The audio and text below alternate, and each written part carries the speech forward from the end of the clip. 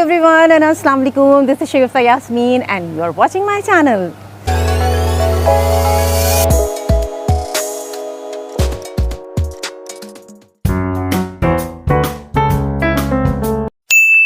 जी आज का जो वीलॉग है वो बड़ा ख़ास है क्योंकि 14 फैब के हवाले से है। 14 फैब जी सब मनाते हैं और बड़े शौक़ से मना रहे होते हैं और ख़ास तौर पर यंगस्टर्स बड़े शौक़ से मना रहे होते हैं, जिस पे बड़े बड़ा बुरा मानते हैं और वो कहते हैं कि ये कोई बात हुई।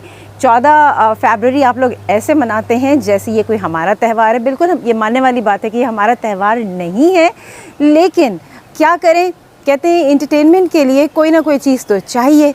तो बहरहाल ये एक चीज़ है 14 फैब जिसको लोग बड़े शौक़ से मना रहे होते हैं, मोहब्बत का इजहार कर रहे होते हैं।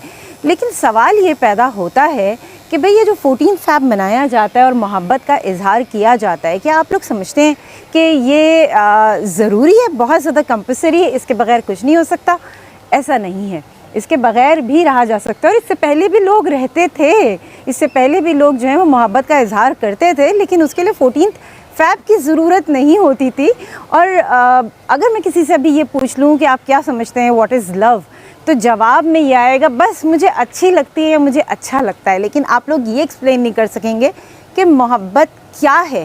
क्या समझते हैं आप मोहब्बत से? कि मोहब्बत सिर्फ एक अट्रैक्शन है, या आप यूँ समझते हैं कि जी 14 फैब को आप एक फ्लावर दे देंगे, एक कार्ड दे देंगे और आपकी मोहब्बत का इजहार हो जाएगा?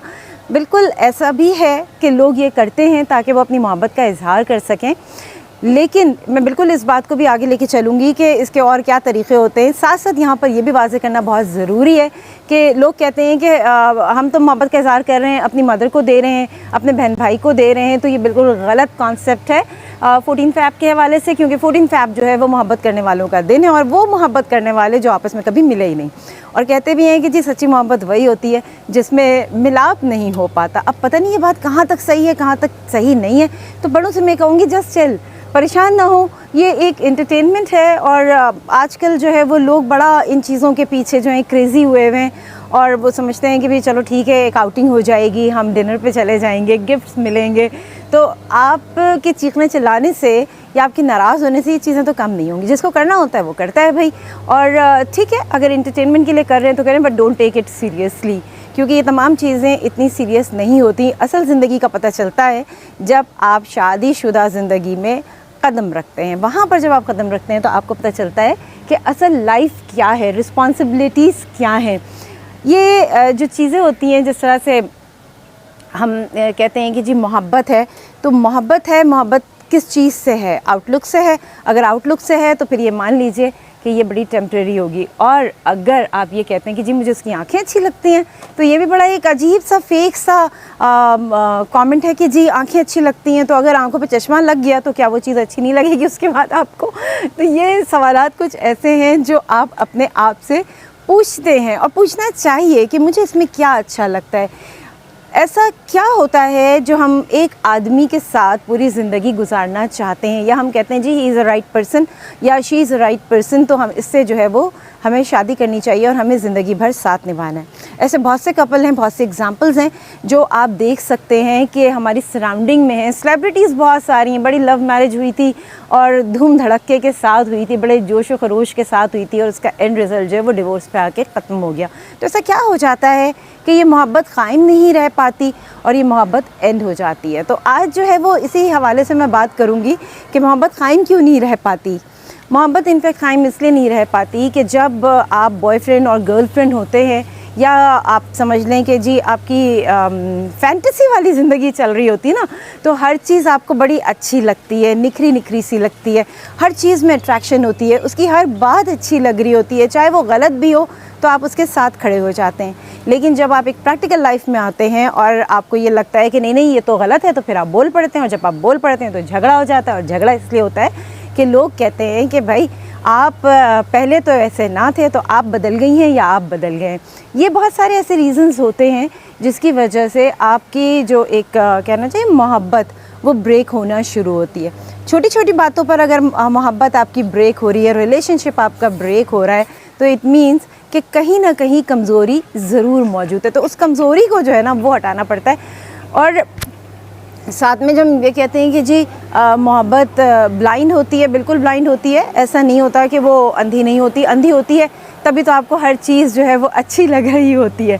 लेकिन फिर वही सवाल आता है कि क्या आप अपने आप से पूछेंगे कि जी जब इंसान थोड़ा एज की तरफ जाता है और उसकी चीज़ें चेंज होना शुरू हो जाती हैं तो क्या मोहब्बत ख़त्म हो जाती है? ऐसा नहीं है। वो मोहब्बत ख़त्म नहीं होती जो आपने रूह से की होती है, जो उस इंसान से की होती है। या आप ये समझते हैं कि जी ये बंदा ऐसा है या ये बंदी ऐसी है, इसके बग़ैर मैं रह नहीं सकती।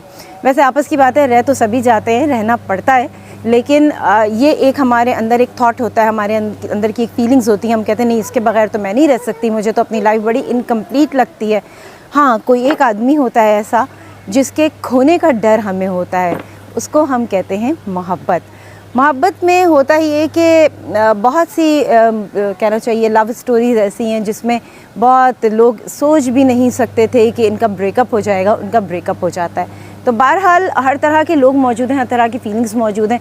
कभी भी किसी एक साइड को तो मैं ब्लेम करती नहीं हूँ, मैं हमेशा ही कहती हूँ ताली दोनों हाथों से बजती है। कुछ ना कुछ तो होता है ना जिसके बाद जो है वो ब्रेकअप की तरफ जाते हैं।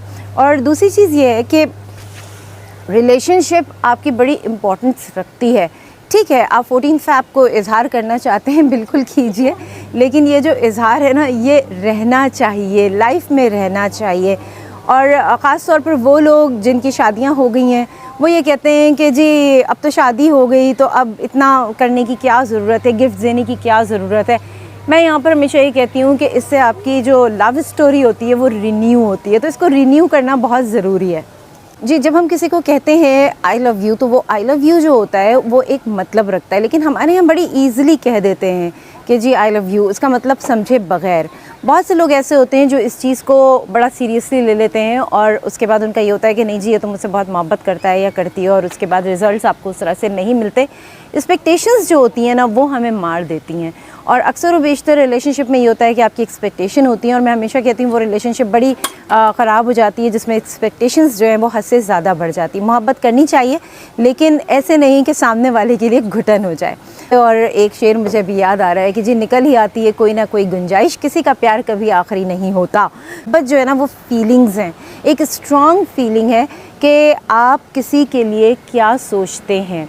जब भी किसी से आपको मोहब्बत होगी आप कभी भी उससे बहस में नहीं पढ़ेंगे, कभी भी नहीं पढ़ना चाहेंगे। आप एक कॉम्प्रोमाइज़ का या आप समझ लें कि अंडरस्टैंडिंग का जो रास्ता है ना उसे अपनाना चाहेंगे, क्योंकि अंडरस्टैंडिंग से बेहतर कोई चीज़ नहीं होती किसी भी रिश्ते को आगे बढ़ाने में। ऐसा नहीं होता कि मोहब्बत को वर्डिंग्स नहीं चाहिए होती हैं। समटाइम्स जब आप शादी वाली ज़िंदगी में होते हैं, मैरिड लाइफ में होते हैं, तो वहाँ पे भी आपको कुछ चीज़ों के लिए अल्फाज चाहिए होते हैं, और एक दूसरे की तारीफ़ करना जो होता है ना वो भी बड़ा अच्छा लग रहा होता है, और उससे भी एक बड़ी प्लेजेंट फीलिंग आती है और आपकी मोहब्बत हमेशा ज़िंदा रहती है।